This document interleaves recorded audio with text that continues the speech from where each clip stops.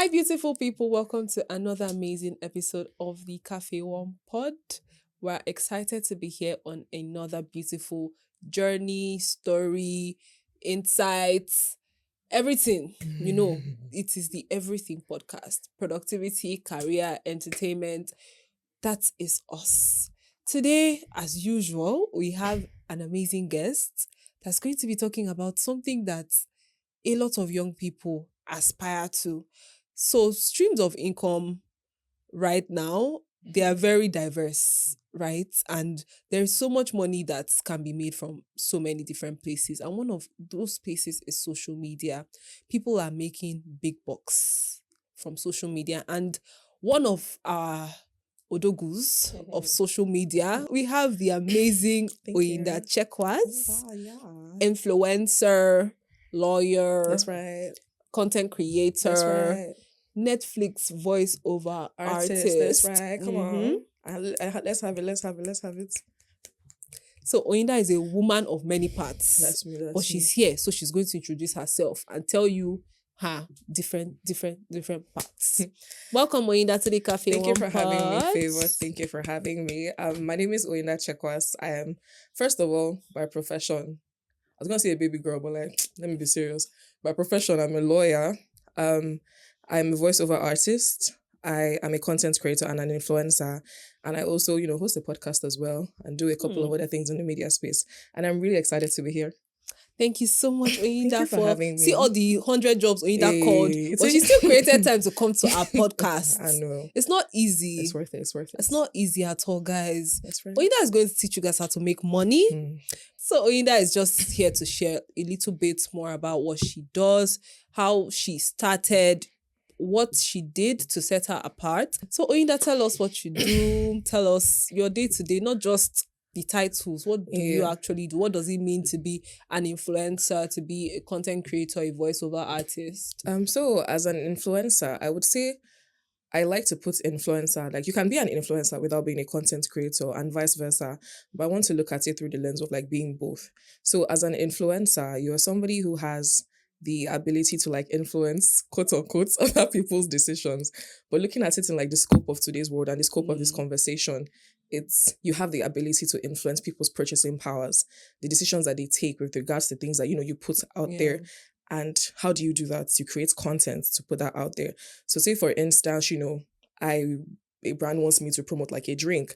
How do I infuse that into my lifestyle? I review it, create content around it, post it, and I'm like, okay, guys, I've tried this. And obviously it's not necessarily, or I like to say I have some integrity. It's not always about the money. When money is there, but like at the end of the day, like I have my personal like morals and values. So I would not influence for a product that I haven't already tried, or a service that I haven't already tried, or something that I can't vouch for with like my full chest. Yeah. So I would try it out, infuse it into my lifestyle. And if I feel it's something worth offering to my audience, I tell them, okay, guys, this is this is that. So that's like the content creator and like influencer aspect. As a voiceover artist, I do audio narration and audio dubbing. So basically on streaming platforms, there's like an option for people who are hearing impaired, visually impaired to like have the same movie viewing experiences that everybody else has. So I do like audio narration for movies, series, and then once in a while I dabble in like voice acting because I have such a lovely voice. Why wouldn't I? But I'm a body positivist, and that is what a lot of my content creation started around. So body positivity is the movement that says, all bodies are good bodies. There's no wrong way to have a body. If you're skinny, you're tall, you're fat, you're short, you're light skin, you're dark skin, as long as, you have a body and the body works for you, your body is valid. There's no need to conform to societal standards and, become something you're not because people are putting you under pressure. So my content creator journey started in, I think, 2019. 2019, I just entered 1K followers in like 2019. So it wasn't like I entered. I don't even know how. I just entered 1K followers. Maybe I trekked them, maybe I flew. I don't know how. I entered like 1K followers in 2019. And I remember being in my hostel. I was in uni and I was scrolling on social media. And then Glow sent me this bam. You've used kiniko of your data bundle. You have blah, blah, blah, blah, blah. I'm like, wait, on the same social media that I'm on, people are like getting paid to post. And I'm just here wasting my data. No, I moved on. And then after a while, I went to like my Instagram page and I was looking like a really dead guy. I'm not a dead guy in real life. Like I'm a babe, but I was like, okay. I just wanted my Instagram page to like look pretty. Yeah. I just wanted it to be fine. I just wanted it to like just give and just be pretty. So I spoke to a couple of friends of mine that were already in the influencing space. And I'm like, okay, guys, I just want my page to like look pretty. So a friend of mine helped me clean up my page, archive this, archive that, and just told me, oh, you go out a lot, you don't document it. Infuse your personality and your lifestyle into what you Yeah. post. And I'm like, okay. So I started going out like, more often, taking pictures, creating content around it. And then me starting with body positivity is, if we look at it generally in like media, entertainment, anything that has to do with like being seen, it's heavily dominated by a particular body type, especially around that time. We have straight size people who are considered, fitting the mold, aesthetically pleasing. And I didn't see the representation I wanted to see. I didn't see bodies that looked like mine. I didn't see people that looked like me on TV. I didn't see people that looked like me speaking. It was basically like 5 people were like pushed into radio. They say you have a voice for radio. Do you get like go there? That's where you see them. But like you're not going to be seen. I remember following my first ever plus size creator, but she was in Canada, Black person in Canada, Nakitende Esther. And she just used to inspire me so much. And then I looked around. I couldn't find any Nigerian plus size, different other body type creator that wasn't maybe, we had some celebrities, but they're always trying to lose weight. I just wanted to be what I didn't see. Oh, okay. I just wanted to be what I didn't see. Growing up, I had a lot of insecurities, especially about my body, because obviously if you grow up big in Nigeria, right from when you're young, girl, people are telling you, oh, especially if you now have family members that are like a slimmer or fit the mold, people are telling you, oh, Can't you be like your mom? Can't you be like your dad? You're eating all the food in the house. You're going to church every Sunday. Everybody is shaming you one way. Like they never forget. They never forget. It's like, I don't know, like they don't get used to it. Guys, like alarm. I have been doing that today. Oh yeah, why are you fat? Why are you fat? Why are you fat? And it's like, maybe because I'm eating. Like, could it be metabolism? Could it be maybe because I'm not poor? Like, I don't know. Like, I'm eating good. I'm sorry. But like, yeah. And it was a lot for me. I remember my outlets used to be writing. I would write. I'm also a writer. So I would write. But then there's only so much that you can write and there's only so far it can go. Then I started doing my social media. And I knew that I didn't just want to be on social media just to be on social media. I wanted to be on social media to inspire. Sounds a bit cliche, and I look like all those aspire to Maguire people, but that's actually not it. I just wanted to be what I didn't see. Then I started posting more actively. I would post about, oh, somebody body shamed me today. I'm posting like my pictures. I'm telling people, oh, this is it. I started sharing more about my experiences, how I got over things. And then my work on myself was like a progress in terms of like the things I used to wear then. And, for me, I celebrated every milestone. Like wearing a shorter skirt for me was a milestone because originally I shouldn't be wearing that if I think about how people think of me. So yeah, I just got into it. And like I said, if there's a gap and you feel it, there are people that have been waiting for somebody to fill that gap, but just couldn't. And there are people waiting to see you. And more people started resonating with my story. People started, following me, texting me, oh, Oyinda, thank you for this, thank you. I remember when I got my first message or someone telling me that you inspire me. I'm like, wait, did you say me? I mean, obviously, like, yeah, I'm inspirational, but like, really me? Okay, if you insist. And yeah, so that was how my niche started with like body positivity. But then I also didn't want to be, she's only an influencer because she looks this way. I wanted to show people that it's possible to have a full rounded life without doing things, people putting you in a box, like, oh, you're a plus size creator, you should only create content around being plus size. I wanted to show them that, okay, see what straight people are doing. I'm going to do it as a plus size person without deviating from, oh, if that person is going to wear a bikini, I'm going to wear a bikini. That person is going to do this. So that it's not like, your body is normal. You shouldn't have to be put in a box. Do you get? So that was where plus size content creation or body positivity infused into my content creation. But aside that, definitely lifestyle. I used to do a lot of food blogging and content creation. That one safe came with another whole drama of, oh, you're fat, you're posting about eating. I should starve. I should faint. What do you want me to do? So yeah, that was it. And then yeah, that was mostly how it started. So you're saying that it's your journey sort of began from you not seeing people that looked like you. You wanted to be the representation Patient. that was lacking, Yes, I wanted to be right? what I didn't see. And I know it sounds very straightforward, but can you actually put us into the efforts that it took to be that person? Many, many stories. Oh, yeah, I won't even lie. The number one story that paid me the most, my best friend knows that story, was like the whole process itself of content creation. So 2019, I was in my Android era, like my Samsung J7 Prime. That period, they gave me an option between like a 7 Plus and J7 Prime. But I was really all about, iPhones. I'll pay for music. I'll pay for Bluetooth. No, that time when they used to tell you that AirDrop was only iPhone to iPhone. So this is my J7 Prime. This is like one story that just triggered me. And I was like, yeah, when that thing happened, I was like, it won't happen again. It won't happen again. So we went out, like a group of us went out for my friend's birthday. And obviously, like I was in my content creation era. So I dressed really nice. I mean that I put lipstick on. That was the extent of makeup that I could do then anyway. I had lipstick on and we went out. And obviously now, 7 Plus has portrait. So everybody wants to use the phone that has 7 Plus. So someone that had a 7 Plus, I won't mention her name. You know her though, but I won't mention her name. And then we're like, okay, let's take pictures. Took pictures with her phone. She was even very, very just anyhow about it. Okay, we finished taking the picture. Oh yeah, please come and release my picture to me. Zenda. So I know that time you have Zenda. Yeah. Come and send me my picture. Or Robert.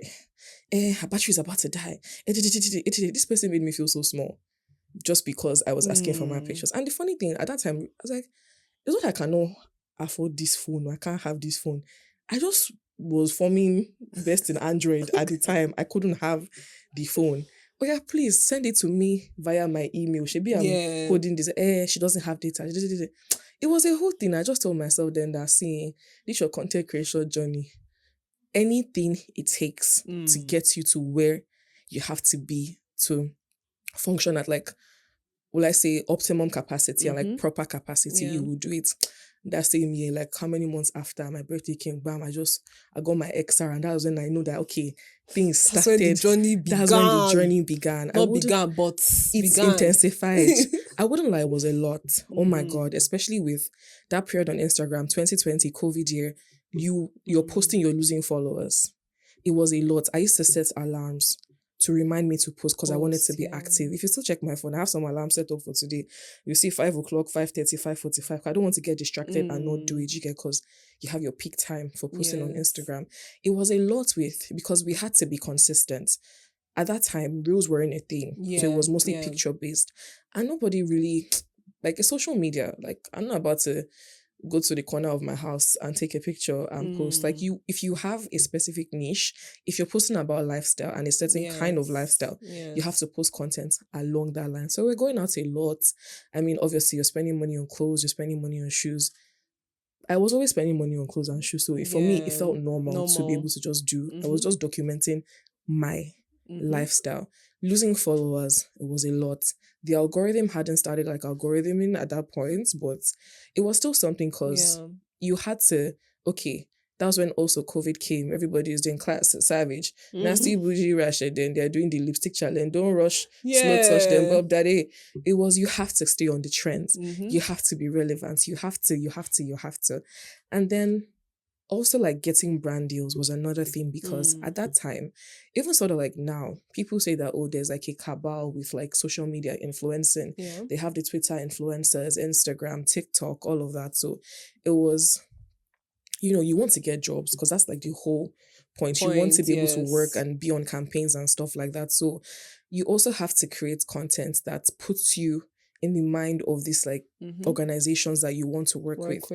And at the time, also, it's not what it is now. I'm talking 2020. I think my first ever job that I got paid, I think it was like 5K. A post for a bank like that. Really? Well, 5K. How much was data then? That money was small, but I was just really happy because it was like, it was I'm like being paid to do something this. finally came in. And then another job was, I think, 8K. God, humble beginnings. Another job was 15K. And I think the first steady pay that I had was like working for a company. I had to post monthly. I was getting paid like 50K for like 8 posts. Oh, okay. where are you? That okay? Don't smile. It's not good. I don't understand. It's not good. Don't smile. You're supposed to say, go for me. But it was 2020 now. How much? What did you need in the pandemic? I will not Oyinda? buy Shein. You were I alive will not buy and you had Fashion Nova. 50K. I will not buy I Fashion don't get. You were Nova. alive and you had 50K. What more do you need, you greedy girl? What more do you more need? than 50K? No, 51K. 50,500 is what I Okay, need. sorry. But yeah, I mean, it was good. I wouldn't lie. And then having brands like reach out to you. It's not, oh, you use connection to get this job, or you knew somebody who put, just checking your mail or checking your messages. I remember working with an international drink brand, my first ever like collab, and they reached out to me, took me out for dinner, wined and dined me, then we discussed and all of that. And then I asked, oh, how did you find when they were like, oh, they were looking for influencers and an agency recommended me. And at that time I hadn't started working with agencies. So it just gingered me that, okay, Oyinda, you're actually doing something here. People are seeing you. People are, even if they don't reach out to you now, you're in their faces. They're thinking about you.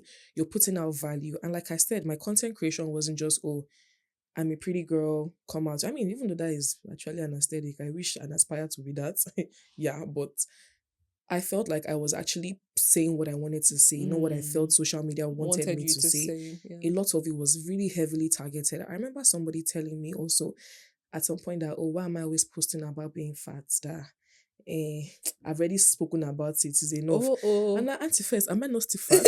Like, the status quo has not changed. Maybe how about I keep posting about it, by some miracle that I'm not looking to not be, but allow me, please, to maintain the status quo. So yeah, it was a lot that period, because I was posting, I was losing followers, but I was also gaining followers. But then it wouldn't show because plus minus, is it mean mode, average, median, all those things range. It balanced out. It balanced out and all of that. And then also creating content during the pandemic was something, because abroad they have like street aesthetics. You can literally go and stand on your streets and snap. Yeah. Make person slap me, collect my phone from my tripod.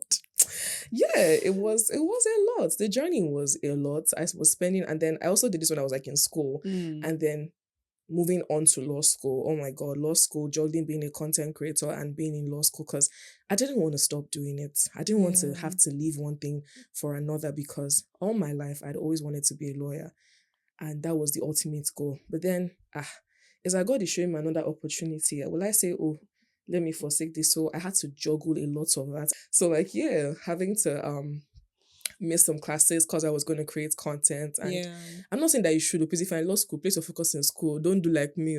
I have cognitive dissonance. Do what I say, not what I do. Yeah. So yeah, it was a lot, but honestly, I wouldn't change any part of my journey. I wouldn't change anything. Your journey has been very interesting, and it's real, right? It's something that a lot of people can relate to. I know that a lot of content creators now are people from very, very wealthy backgrounds that can afford to start with a camera. Even we're not even talking about phone. Hey, you don't see the Canon pandemic. Everybody just everybody is carrying camera now. These things cost like 2 million, 2.5 for one single camera. Because you want to go and be a content creator. Brown and orange pics. Because you want to be a content creator. So Oyinda started very basic with her regular phone, right? That they used to insult me though, but yeah.